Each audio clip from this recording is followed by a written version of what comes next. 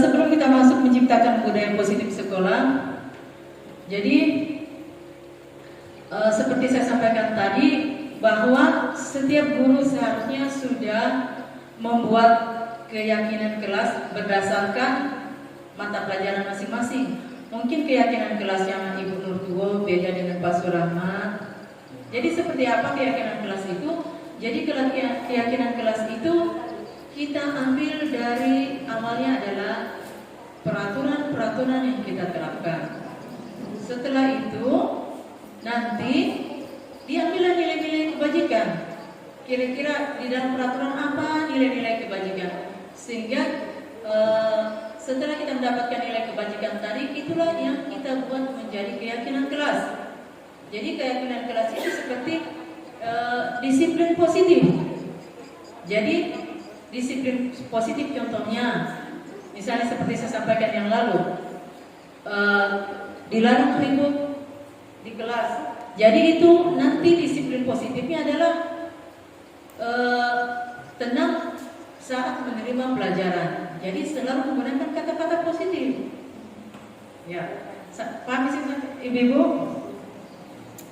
Jadi kita lanjut. Jadi menciptakan budaya positif di sekolah. Jadi seorang guru yang baik harus memiliki kemampuan dalam mewujudkan budaya positif di sekolah. Jadi budaya positif tersebut dapat dijalankan dengan menerangkan konsep-konsep inti seperti disiplin positif, memahami motivasi perilaku manusia berkaitan dengan hukum dan penghargaan, posisi kontrol seorang guru, pembuatan keyakinan sekolah atau kelas, dan penerapan segitiga restitusi. Jadi itulah materi-materi yang saya dapatkan dan saya akan ibaskan pada Bapak Ibu. Jadi disiplin positif. Jadi cara penerapan disiplin positif yang mengajarkan anak-anak bertanggung jawab dan menumbuhkan kesadaran diri berdasarkan nilai-nilai kewajiban. Jadi dia lebih ke arah disiplin diri. Jadi dapat mengontrol diri dalam melakukan tindakan. Jadi maksudnya ada kesadaran dari diri untuk disiplin, lebih ke arah seperti itu. Jadi dapat membuat murid memahami dan menyadari berdasarkan motivasi internal, bukan akibat paksaan, pujian atau hukuman. Jadi bagaimana kita menumbuhkan? Nanti insya Allah setelah ini ada contohnya ya. Jadi motivasi perilaku manusia. Jadi biasanya anak-anak ini ada 3 motivasi. Ada motivasi untuk melakukan atau berbuat disiplin. Yang pertama untuk menghindari ketidaknyamanan. Jadi anak-anak biasa karena dia takut dihukum. Jadi itu untuk menghindari ketidaknyamanan. Dan ada juga yang karena mendapatkan imbalan atau penghargaan. Jadi bisa mendapatkan pujian dan sebagainya. Kemudian yang berikutnya adalah untuk menjadi orang yang mereka inginkan dan menghargai diri sendiri dengan nilai-nilai mereka percaya. Jadi Bapak Ibu lihat, jadi kalau untuk menghindari ketidaknyamanan dan untuk mendapatkan imbalan itu namanya motivasi eksternal. Jadi motivasi dari luar. Yang kita inginkan adalah anak-anak punya motivasi internal. Jadi motivasi dari dirinya. Jadi untuk menjadi orang yang mereka inginkan dan menghargai diri sendiri dan nilai-nilai mereka percaya, bahwa itulah tugasnya kita. Jadi bagaimana menanamkan motivasi internal, bukan karena kita paksa untuk karena takut supaya jangan dihukum, supaya dapat hadiah, penghargaan atau pujian, tetapi bagaimana caranya bisa menumbuhkan itu dari dalam.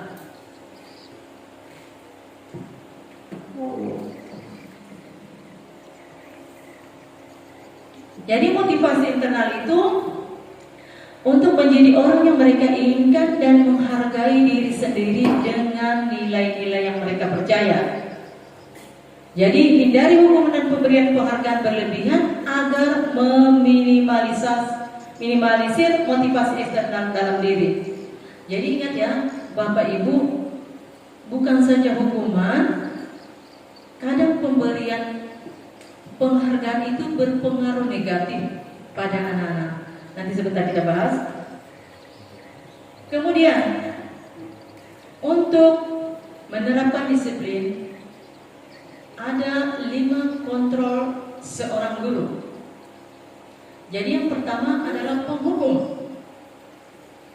Yang kedua, pembuat rasa bersalah. Yang ketiga, sebagai teman. Keempat, pemantau. Dan yang kelima, manajer. Jadi kita sebagai guru itu sebenarnya diarahkan untuk manajer. Jadi Bapak Ibu bisa mungkin lihat. Jadi untuk lebih jelasnya saya akan memberikan video untuk Bapak Ibu supaya melihat untuk lebih jelasnya penjelasan tentang ini. Silakan disimak Bapak Ibu.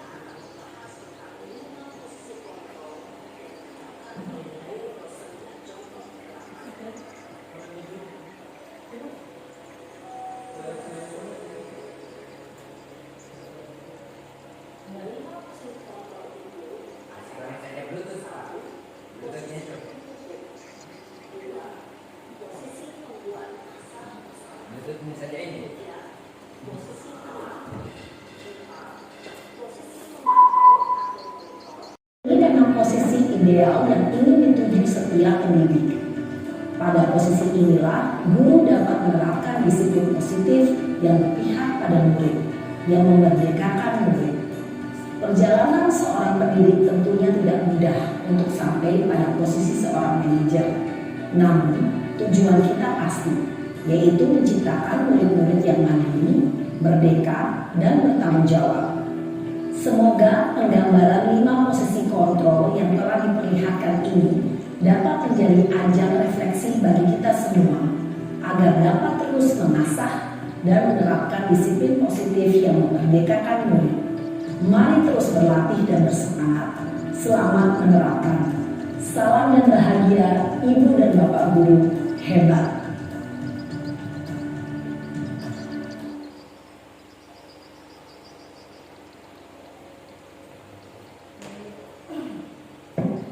Itulah tadi video yang sempat saya pelajari juga. Jadi posisi kontrol seorang guru itu ada 5. Mungkin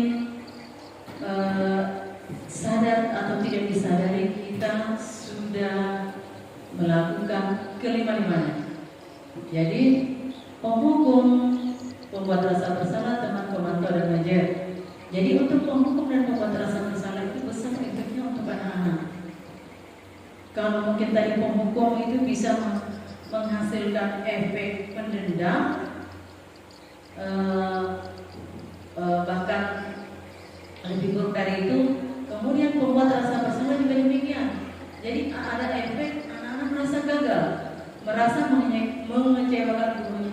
Itu kadang lebih besar efeknya daripada yang penghukum tadi. Disadari tidak disadari. Jadi mungkin kalau ada kejadian seperti di kota-kota besar, anak-anak bunuh diri, seperti itulah dia merasa gagal. Jadi efek dari pembuat rasa bersalah. Demikian juga efek teman. Mungkin sedikit atau banyak di antara kita banyak melakukan posisi kontrol seorang guru, kontrol seorang guru dengan kontrol teman. Mungkin bagus menurut Bapak Ibu, anak-anak nyaman pada Bapak Ibu. Tetapi pada posisi kontrol teman ini, anak-anak jadi pemilih untuk guru. Jadi jangan heran mungkin di jamnya Bapak Ibu dia masuk, di jam guru lain tidak. Dan yang kedua, efeknya ada ketergantungan. Mungkin bisa Bapak lihat, mungkin pernah kejadian di sekolah ini, setiap ada apa-apa dia lari sama guru yang dianggap teman tadi. Dia selalu ada apa-apa minta tolongnya ke guru dia bermasalah sama guru lain, minta tolongnya sama guru temannya tadi itu. Kemudian ada pemantau. Sebenarnya pemantau sudah bagus Bapak Ibu, tetapi apa kekurangannya? Anak-anak tidak diajar untuk mandiri. Jadi pada posisi pemantau sebenarnya sudah bagus.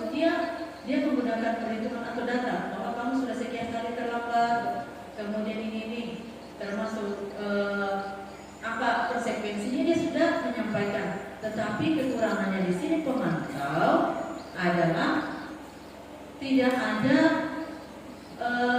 mengajarkan kemandirian pada anak-anak. Jadi pada kontrol manajer lah yang paling bagus. Jadi di situ sudah yang kontrol manajer ini dan bagaimana prosesnya. Jadi biasanya pada kontrol manajer dia sudah melaksanakan namanya segitiga restitusi. Jadi inilah intinya yang ingin saya sampaikan pada Bapak Ibu. Jadi posisi kontrol manajer itu dia selalu melakukan penyelesaian kasus itu dengan namanya segitiga restitusi. Jadi suatu proses dialog yang dijalankan orang tua agar dapat menghasilkan murid yang mandiri dan bertanggung jawab. Seperti apa segitiga restitusi? Jadi sudah muncul, Jadi segitiga restitusi itu yang pertama kita lakukan adalah menstabilkan identitas. Kemudian validasi tindakan yang salah dan menanyakan keyakinan. Itulah tahapan segitiga restitusi untuk menyelesaikan kasus. Jadi seperti apa menstabilkan identitas? Jadi berdasarkan prinsip membuat kesalahan adalah bagian dari proses pembelajaran. Jadi pada saat menstabilkan identitas itu menggeser identitas gagal ke identitas sukses. Contohnya, mungkin seperti Bapak lihat tadi, ditanyakan sama anak-anak. Contoh misalnya anak-anak terlambat, kenapa terlambat? Jadi jangan langsung menyalahkan anak-anak, sampaikan. Misalnya, kesalahan itu manusiawi, tetapi jangan diulang. Itu contoh-contoh pernyataan menstabilkan identitas. Tapi ingat, hati-hati dengan kata-kata kita, jangan sampai bilang perbuatan kamu itu benar. Baru rumah sudah bunyi bel. Oh, dia pikir benar, saya tidak akan. Hati-hati menyampaikan. Jadi ada lanjutannya mungkin. Sudah benar yang kamu lakukan, tetapi sampaikan. Jadi jangan langsung menyalahkan anak-anak. Itulah dari menstabilkan identitas tadi. Contohnya misalnya terlambat, tidak apa-apa, tapi lain kali jangan ulang lagi. Itu menstabilkan artinya langsung jangan menyalahkan. Kemudian validasi tindakan yang salah berdasarkan prinsip tiap perilaku berupaya memenuhi satu kebutuhan tertentu. Guru akan bergeser dan pikiran stimulus respon menjadi proaktif mengenai dan mengakui kebutuhan murid akan memperbaiki hubungan murid. Jadi untuk validasi tindakan yang salah ini pandai-pandailah menilai kebutuhan anak. Contoh, ketika anak-anak ribut di kelas, kebutuhan apa itu? Dia mungkin kebutuhan bersenang-senang, atau dia merasa tidak nyaman di kelas. Jadi pandai-pandai melihat kebutuhan anak. Kita tahu apa alasannya anak, kenapa dia berbuat begitu. Jadi dengan seperti itu kita bisa koreksi diri. Misalnya seperti tadi, kebutuhan bersenang-senang, mungkin secara tidak langsung kita harus koreksi diri. Ternyata mungkin pelajaran saya menjenuhkan, ya kan? Mungkin ada anak-anak IP-nya ini diakui, pengakuan. Mungkin ada di sini. Ya, saya lihat di sini ya. Jadi ini 5 kebutuhan dasar manusia. Jadi yang pertama bertahan hidup, itu semua pasti, bukan saja murid, termasuk kita guru, itu sudah pasti. Jadi mungkin jangan sampai alasannya anak keluar kelas kita tidak tahu, ternyata dia lapar. Jadi pandai-pandai melihat kebutuhan ini. Jadi kebutuhan apa yang alasan anak-anak melakukan hal-hal tadi? Misalnya kebutuhan bertahan hidup, yang seperti makan, minum dan sebagainya. kemudian ada misalnya kesenangan, fun, kemudian ada kebutuhan kebebasan, mungkin terlalu kita kekang, kemudian kebutuhan sayang, kasih sayang dan rasa diterima. Apa ini bahasa Inggrisnya Pak? Saya tidak tahu. Love and belonging. Ya, jadi inilah. Kemudian ada penguasaan. Seperti apa penguasaan? Mungkin tanpa disadari bukan saja anak-anak, kita pun melakukan kebutuhan itu. Penguasaan itu seperti memperlihatkan powernya. Mungkin disadari tidak disadari, Bapak Ibu pun juga akan melakukan. Contoh, posting di grup, sertifikatnya dia posting. Itu adalah kebutuhan penguasaan. Sama juga anak-anak seperti itu. Mungkin dia ingin diakui kelebihannya apa. Jadi pandai-pandailah kita melihat. Jadi saya kembali lagi yang tadi menanyakan keyakinan. Murid akan diberi pertanyaan-pertanyaan bermakna untuk memunculkan motivasi secara intrinsik dan mampu mengkaitkan keyakinan dengan tindakan yang salah.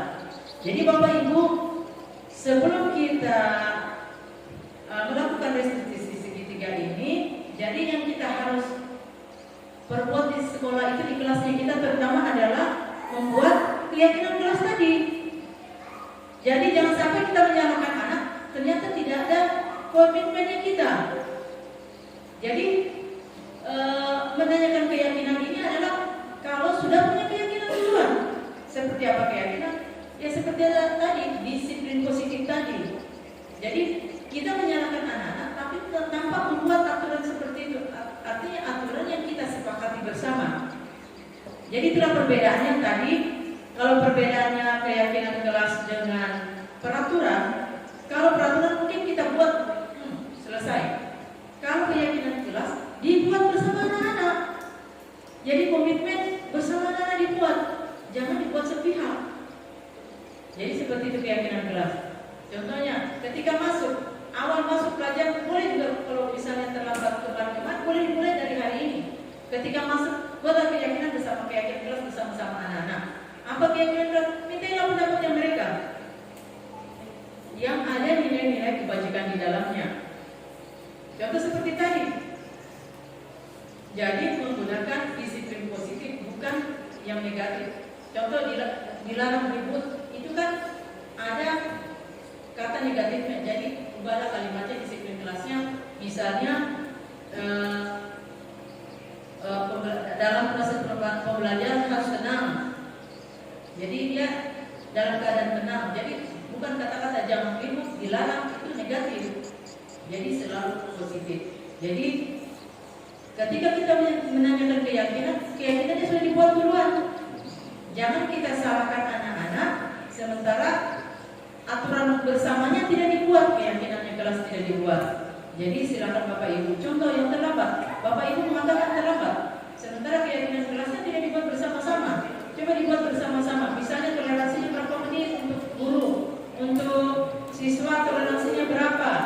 Jadi misalnya hadir tepat waktu. Jadi ada nilai kebajikan di situ, misalnya disiplin. Jadi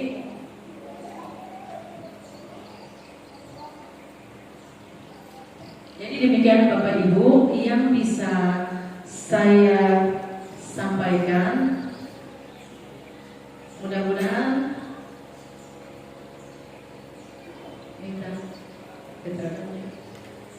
jadi mudah-mudahan Bapak Ibu bisa mempraktikannya di kelas masing-masing.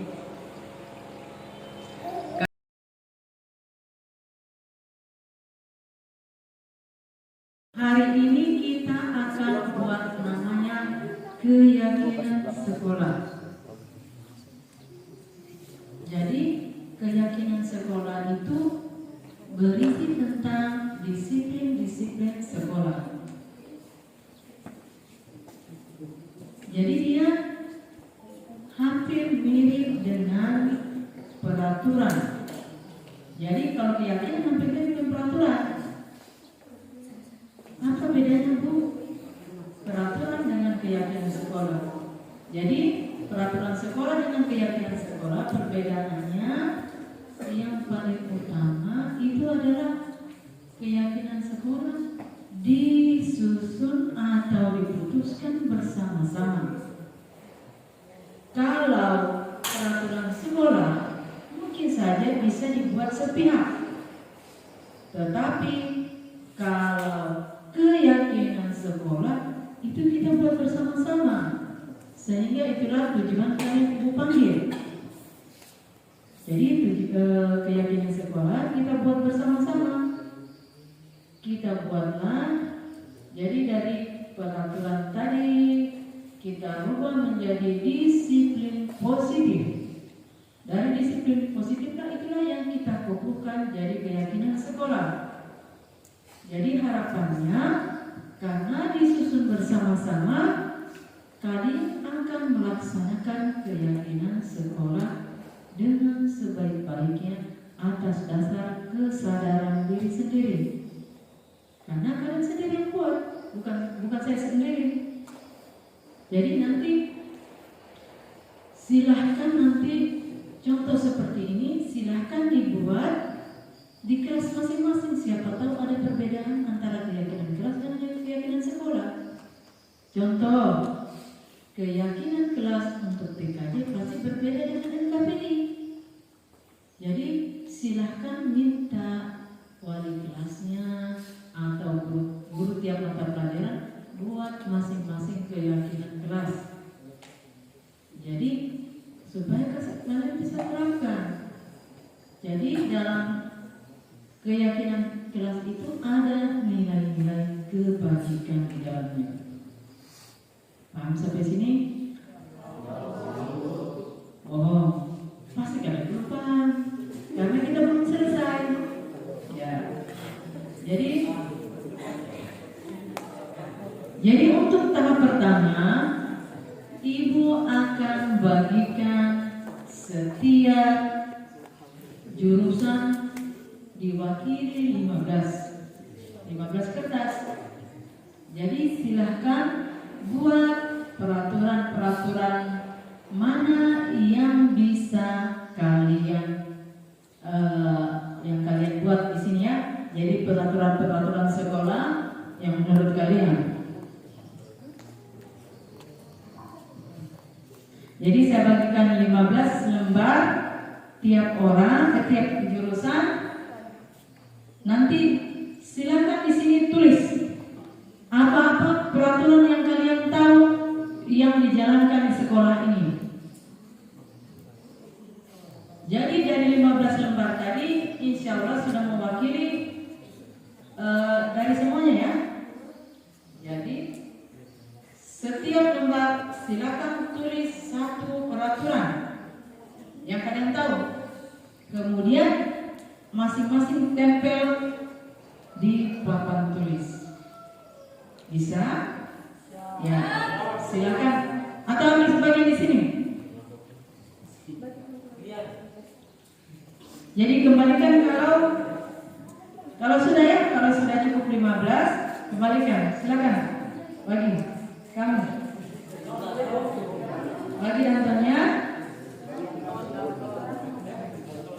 Silakan nanti kalau sudah ditulis ya akan sudah selesai kan. Jadi kalau yang sudah tulis peraturannya silakan ditempel di papan tulis. Sudah peraturannya itu.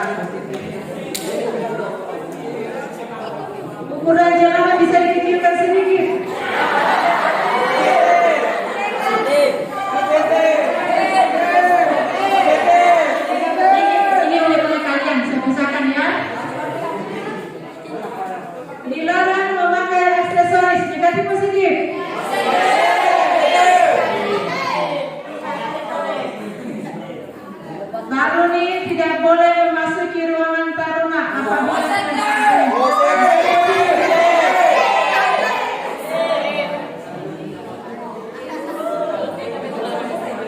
kasih lama keluar lain. Aturan lain.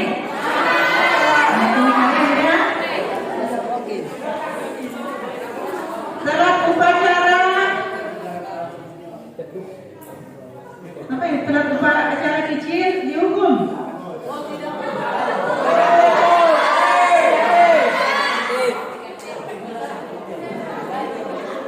Tidak boleh duduk di atas meja.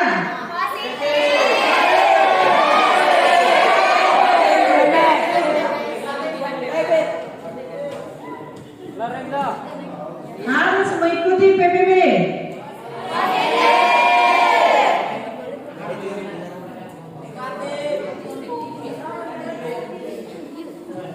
Terlambat diberikan sanksi pusat.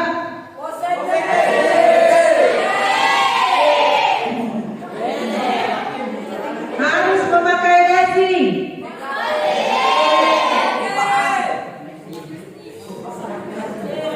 Dilarang pacaran di sekolah.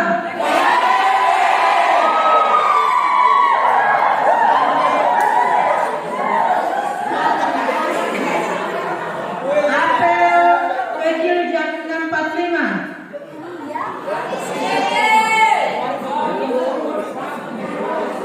Dilarang bolos.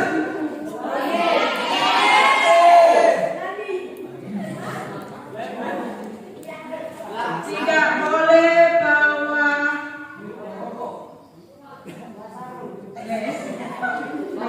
Tidak boleh balik. tidak.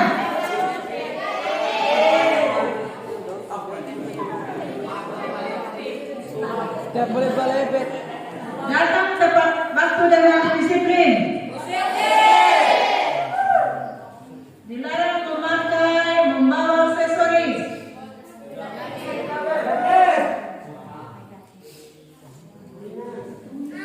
Datang tepat waktu.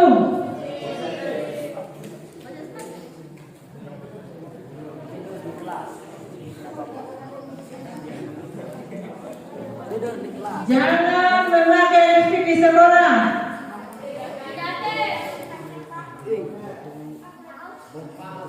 Saya gabung yang sama ya, supaya kita gampang. Tidak boleh panjangkan kuku. Negatif ya. Rambut dirapikan untuk tingkat 2 dan 1.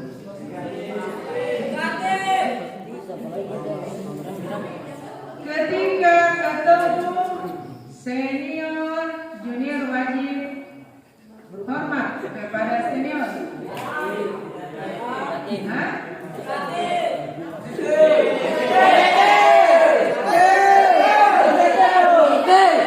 Saya masukkan positif, hilangkan kata harusnya ya.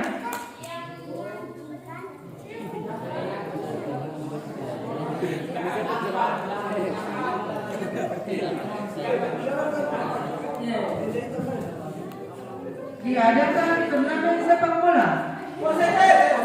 Itu untuk kalian yang sejaga aturan.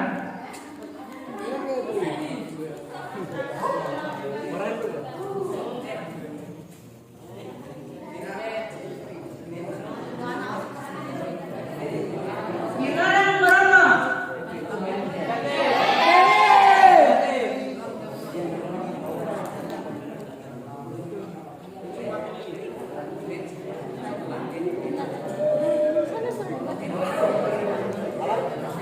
Datang sekolah tepat waktu.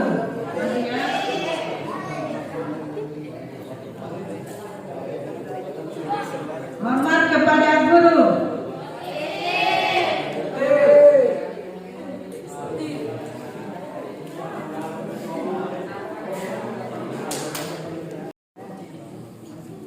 Coba perhatikan, dari nilai-nilai tadi, mari kita sama-sama buat keyakinan kelas. Jadi keyakinan kita kelas ini kita akan jadikan disiplin positif. Yang pertama, saling menghormati. Jadi saling menghormati. Mari kita buat Mari kita buat sama-sama keyakinan kelasnya. Jadi apa keyakinan kelas kita?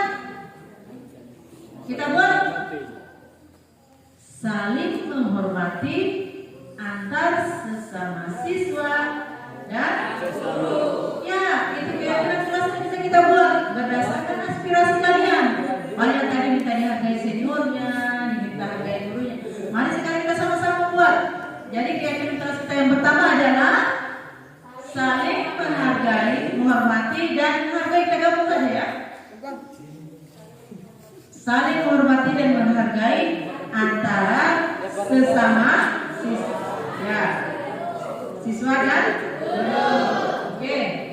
Yang kedua, sudah masuk saling menghargai kan? Kemudian yang berikutnya kata disiplin. Kira-kira ada yang bisa bantu ibu buat kalimatnya? Keyakinan kelas. Tidak apa-apa, tidak disalahkan. Ayo Dimas.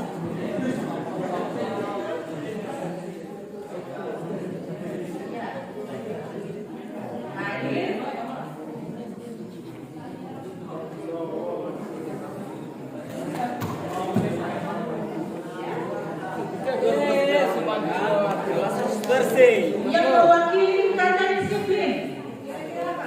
Yang mirip seperti itu.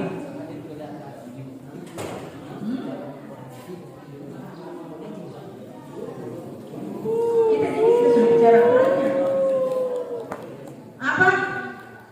Apa kata-katanya yang mewakili kata disiplin? Datang lagi tepat waktu. Ya, hadir tepat. Silakan ditulis hadir tepat waktu ya. Itu sudah dia berapa nilai di dalamnya? Ada disiplin dan ada menghargai waktu. Apalagi kata disiplin yang bisa mewakili? Berpakaian rapi. Keyakinan kelasnya? Disiplin dalam berpakaian dan penggunaan atribut. Disiplin dalam berpakaian dan penggunaan atribut. Oke. Sudah masuk di dalamnya kan apa? Ya, disiplin dan kerapian. Sekarang kira-kira kita buat keyakinan kelas tentang keindahan apa? Membersihkan kelas. Membersihkan ruangan. Hah? Mencat ruangan. Apa? Yang kita buat keyakinan kelas. Ingat ya, keyakinan kelas mirip dengan peraturan, tetapi bedanya keyakinan kelas kita sama-sama yakini.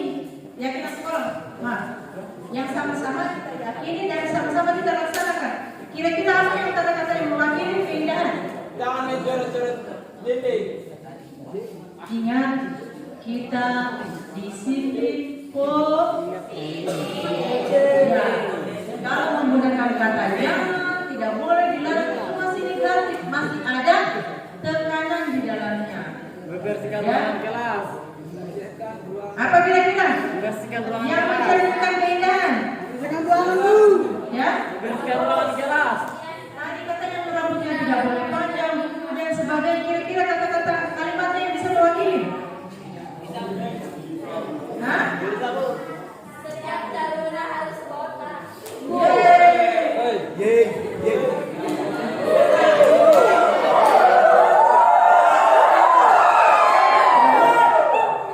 Dan yang mengucapnya kira-kira apa kalimatnya? Yang mewakili kata keindahan selalu rapi dan bersih. Selalu apa? Bersih dan rapi. Ya. Tentang kalimatnya yang bagus tentang diri kalian. Hah? Bersih dan rapi. Ya. Bersih dan Berpakaian rapi. bersih. Terus kamu tadi gimana dari buku?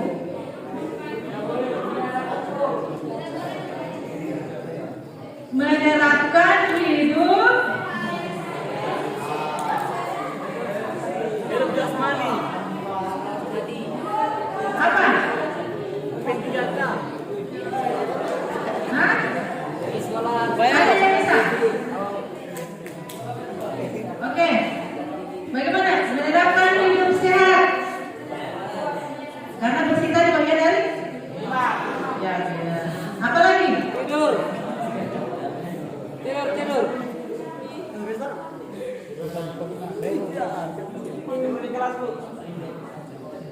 Apa lagi? Tidur.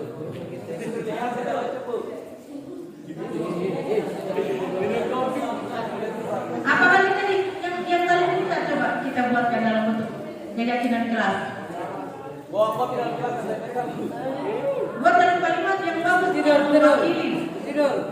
Apa lagi? Tidur.